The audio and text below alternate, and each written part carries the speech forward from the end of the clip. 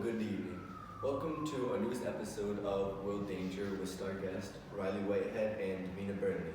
This talk show will be about Afro Puerto Ricans. I see many of you out there in the crowd today, including our one and only Carmelo Anthony. Thank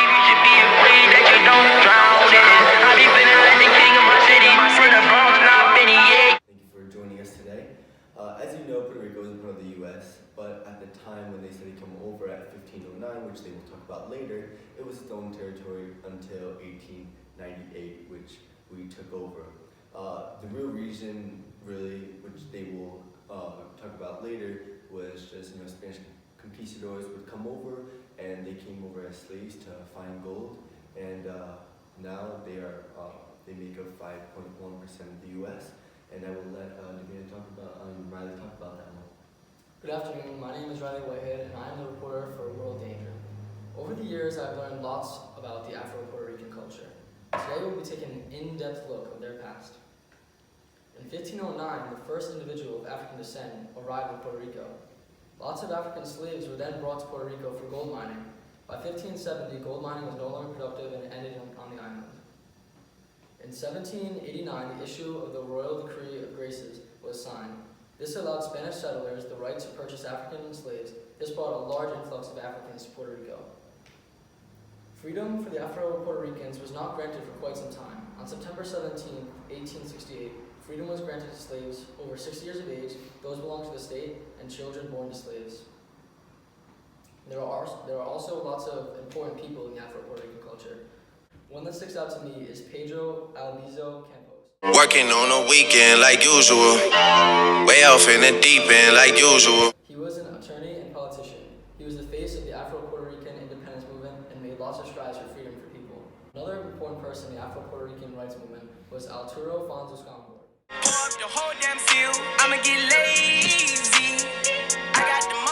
He was known as the father of education in Afro-Puerto Rican culture.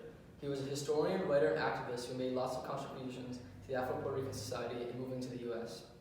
Another important activist for the Puerto Rican rights movement was Sylvia del Villar. I ain't seen a man a long time. We gon' shine, that's the reason why I stay on my grind.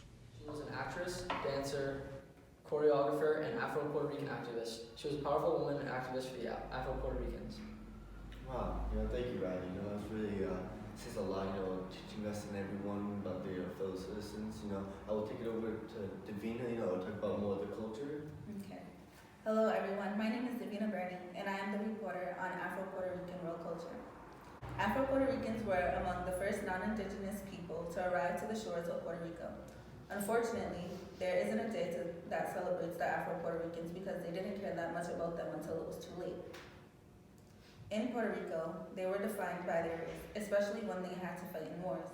They would be in their own regiment, and in every sport they played, it would be a challenge for them because they wouldn't be taken serious. Now, I will tell you guys about how African culture is reflected in Puerto Rico.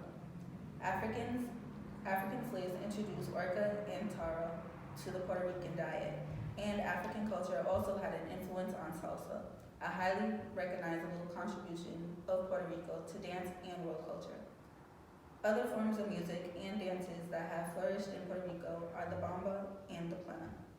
Bamba and plena are defining musical sounds of Afro-Puerto Rico population. Plena was influenced by bamba style of music. Bamba was developed by the West African slaves brought to Puerto Rico to work on the sugarcane plantations and involves the heavy use of drums. Wow, thank you, Davina, for that, insight and all that research that you guys done for all these years, going to Puerto Rico. It means a lot, especially for everyone out there. And that concludes our talk show today. I hope you guys enjoyed it, and especially all you guys in the audience. Have a good night. And